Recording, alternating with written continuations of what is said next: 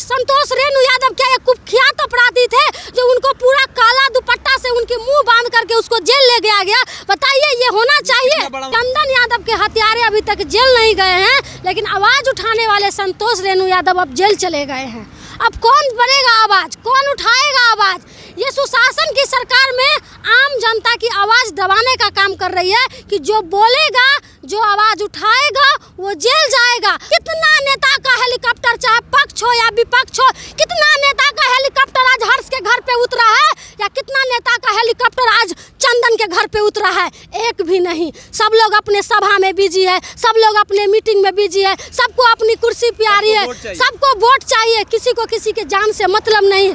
कोई मर गया कोई मतलब नहीं है, कोई जल गया कोई मतलब नहीं है, किसी का लाइफ बर्बाद हो गया किसी को कोई मतलब नहीं है। बस ये लोग हमेशा राजनीति रोटी सेकते हैं और बिहार में लोगों को बुर्बक बना रहे, खास करके युवा वर्ग को जो छात्र राजनीति से ताल्लुक रखते हैं। पटना यूनिवर्सिटी हो या अन्य कोई भी यूनिवर्सिटी हो, सभी लोग को झंडा ढुमाने का काम करते हैं, बाइक रैलियां निकलवाते हैं, पीछे पीछे दौड़ाते हैं। लेकिन जब सही समय आता है तो सब नेता अपना अपना मोबाइल बंद कर लेते हैं और बोलते हैं कि भाई हम नहीं बोल सकते हैं, अभी चुनाव है। चंदन के मौत पे राजनीति रोटी सेकेंगे, लेकिन चंदन की मां का कोई आंसू नहीं पोंछेगा, हर्ष के मां का कोई आंसू नहीं पोंछेगा। बिहार में अब राक्षस राज आ गया है।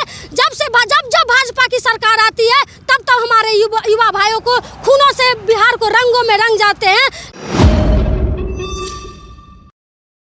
पिछले कई दिनों से बिहार में लगातार लूट, हत्या, बलात्कार का मामला आपको देखने को मिल रहा है। आपने देखा होगा कि लोकसभा के चुनाव के अंदर ही जो छपरा में चुनाव हो रहा था, जहां से राजीव प्रताप रूडी और रोहिणी आचार्य चुनाव लड़ रहे थे, वहां पे बूथ कैप्चरिंग का मामला आया था। बताया जा रहा था कि रोहिणी आचार्य बूथ कैप्चरिंग करने गई थी, उसके बाद में राजीव प्रताप रूडी के समर्थक लोग उनको भद्दी गाली दिए, और उसके बाद में हुआ ये कि उसके अगले दिन जो राजपूत समाज के लोग थे उन्होंने क्या किया कि चंदन यादव और उनके साथ में 2 और साथियों को गोली मार दिया, और उसके बाद में उसमें से डेथ हो गया 2 आदमियों का। एक आदमी अभी भी अस्पताल में इलाज करा रहे हैं। उसके बाद सोशल मीडिया पे बहुत सारे लोग अपना बयान दे रहे थे। संतोष रेणु यादव भी उस पर बयान दिए थे, अपना टिप्पणी किए थे, जिसके बदौलत प्रशासन, जो छपरा की प्रशासन थी, उन्हें जेल में उठा करके बंद कर दिया। लेकिन सवाल ये है कि क्या राजीव प्रताप रूडी की जो भाषा थी उनको जेल में क्यों नहीं डाला गया? उसके बाद में कहा जाता है कि बिहार में जंगल राज नहीं है, बिहार में सुशासन की सरकार है। हाल ही में पटना यूनिवर्सिटी में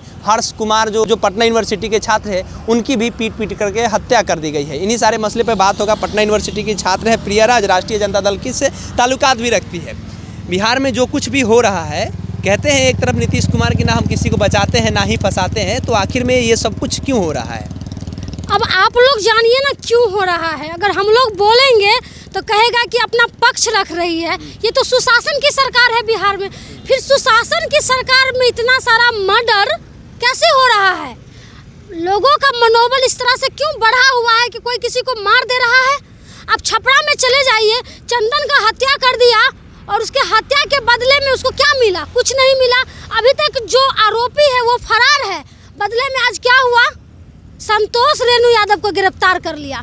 क्यों कर लिया? संतोष रेणु यादव कुछ बयान दे दिए थे राजीव प्रताप रूडी पे।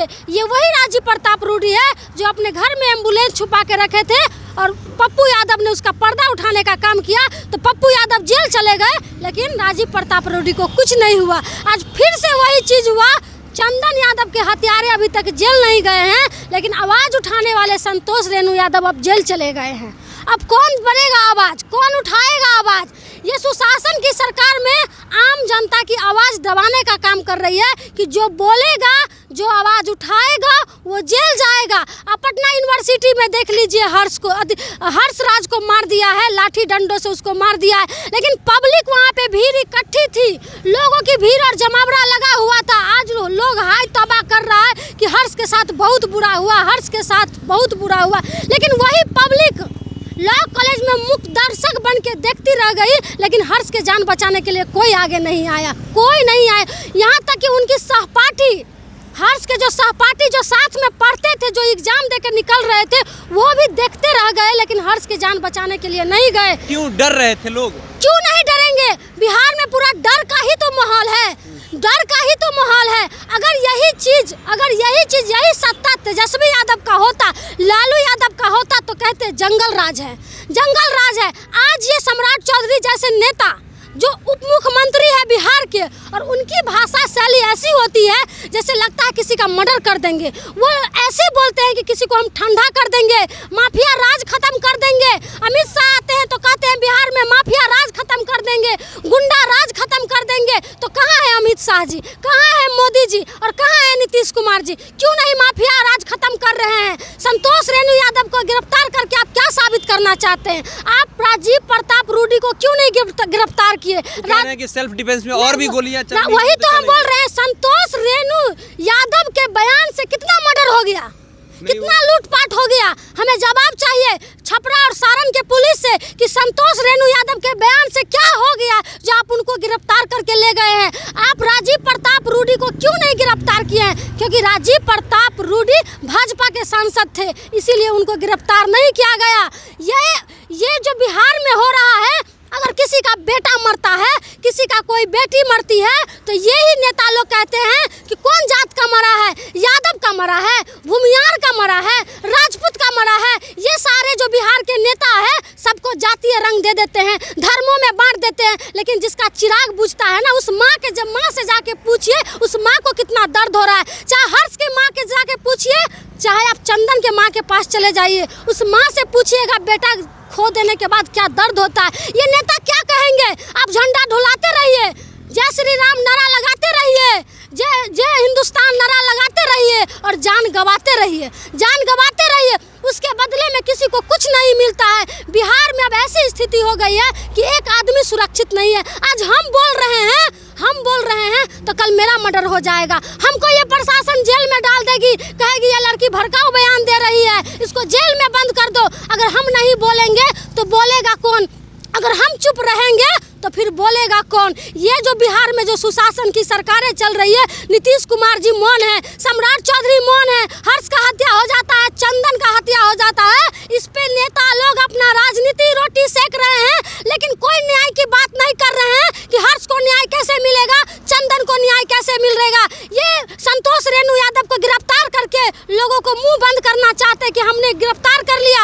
बताइए, संतोष रेणु यादव क्या एक कुख्यात अपराधी थे जो उनको पूरा काला दुपट्टा से उनके मुंह बांध करके उसको जेल ले गया? बताइए, ये होना चाहिए? कितना बड़ा उनका अपराध है? कितना बड़ा उनका अपराध है जो उनको काला गमछा से उनको बांध के ले गया। एक अपराधी में, एक आम नागरिक में कोई मतलब नहीं रह गया। अब बताइए क्या हो रहा है इस बिहार में? कोई किसी के पीछे नहीं जाएगा, कहीं पढ़ेगा नहीं। पटना यूनिवर्सिटी जैसे यूनिवर्सिटी को ये लोग गुंडा जैसा माहौल बना के रख दिया है। कोई माँ नहीं चाहेगी कि पटना यूनिवर्सिटी में हमारा बच्चा पढ़े। अभी आप बता दे रहे हैं, एक हर्ष तो चला गया है, लेकिन सारे यूनिवर्सिटी को, हॉस्टल को बंद कर दिया है। क्या हॉस्टल बंद कर देने से क्या हर्ष को न्याय मिल जाएगा? जो गुंडे हैं, जो अपराधी, आप उसे नहीं पकड़ रहे हैं, लेकिन पटना यूनिवर्सिटी के हॉस्टल आप खाली करवा रहे हैं। आप चाहते हैं हम निश्चिंत रहे, हाथ पे हाथ धरे रहे, लेकिन यहाँ पे कुछ नहीं हो रहा है। ना हर्ष को न्याय मिलेगा, हम आपको बोल दे रहे हैं। हर्ष के फैमिली अगर सुन रहे होंगे, हर्ष के शुभचिंतक अगर सुन रहे होंगे, या चंदन के शुभचिंतक सुन रहे होंगे, तो सुन लो भाई, इस सुशासन की सरकार में न्याय का भरोसा नहीं करना। ये लोग कहते हैं बुलडोजर की बात करते हैं, न्यायालय और प्रशासन की बात करते हैं। ये लोग सत्ता, पुलिस, प्रशासन सब नेता का सुनने का काम करते हैं, और हर्ष के मौत पे ये लोग राजनीति रोटी सेकेंगे, चंदन के मौत पे राजनीति रोटी सेकेंगे, लेकिन चंदन की माँ का कोई आंसू नहीं पोंछेगा, हर्ष के माँ का कोई आंसू नहीं पोंछेगा। बिहार में अब राक्षस राज आ गया है। जब भाजपा की सरकार आती है तब हमारे युवा भाइयों को खूनों से बिहार को रंगों में रंग जाते हैं, लेकिन इस पे कोई बात नहीं करने के लिए तैयार है।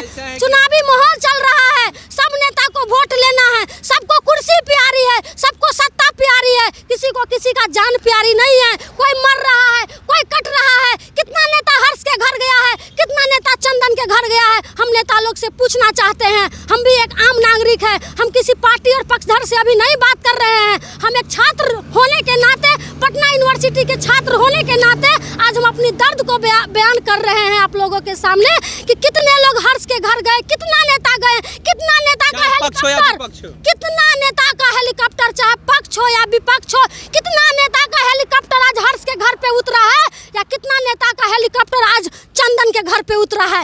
एक भी नहीं। सब लोग अपने सभा में बिजी है, सब लोग अपने मीटिंग में बिजी है, सबको अपनी कुर्सी प्यारी है, सबको वोट चाहिए, किसी को किसी के जान से मतलब नहीं है। कोई मर गया कोई मतलब नहीं है, कोई जल गया कोई मतलब नहीं है, किसी का लाइफ बर्बाद हो गया किसी को कोई मतलब नहीं है। बस ये लोग हमेशा राजनीति रोटी सेकते हैं और बिहार में लोगों को बुर्बक बना रहे, खास करके युवा वर्ग को, जो छात्र राजनीति से ताल्लुक रखते हैं, पटना यूनिवर्सिटी हो या अन्य कोई भी यूनिवर्सिटी हो, सभी लोग को झंडा ढुमाने का काम करते हैं, बाइक रैलियां निकलवाते हैं, पीछे पीछे दौड़ाते हैं, लेकिन जब सही समय आता है तो सब नेता अपना अपना मोबाइल बंद कर लेते हैं और बोलते हैं कि भाई हम नहीं बोल सकते हैं, अभी चुनाव है, चुनाव के बाद देखा जाएगा। चुनाव के बाद क्या देखा जाएगा? जब एक माँ का बेटा दुनिया से उजाड़ जाएगा, किसी का घर बर्बाद हो जाएगा, किसी बहन का भाई खत्म हो जाएगा, तो आप कहाँ से लाके दीजिएगा? जिस दिन उस नेता के घर से किसी का बेटा का अस्थि उठेगा, उस दिन उस नेता को पता चलेगा कि हमारा दर्द क्या है। कोई दर्द समझने वाला नहीं है। बिहार की स्थिति बहुत खराब है, बहुत खराब है, बहुत खराब है।